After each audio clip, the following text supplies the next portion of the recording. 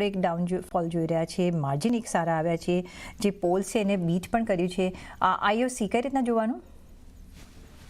આયુષી આપણે જોઈએ તો રિફાઇનરી છે, oil and gas marketing company છે, પેટ્રોલ ડીઝલ માર્કેટિંગ કંપની છે.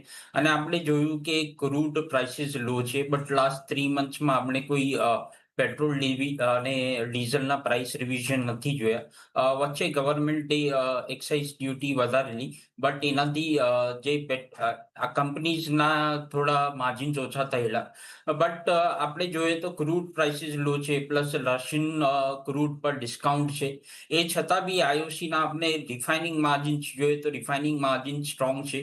આઈઓસીનું પેટ્રોલ ડીઝલનું સેલ્સનું વોલ્યુમ ગ્રોથ જોઈએ તો 5% આવ્યું છે, વિઝ ઇન્ડસ્ટ્રીનું જે છે 2 થી 2.5% છે. તો આઈઓસીનું રિઝલ્ટ સારું છે. ક્રૂડ પ્રાઇસીસ લો છે, પેટ્રોલ ડીઝલ પ્રાઇસીસમાં રિવિઝન નથી. તો આગળ જતા બી મને લાગે છે કે આઈઓસી સારું પરફોર્મ કરી શકે છે. ઓકે, તો આઈઓસી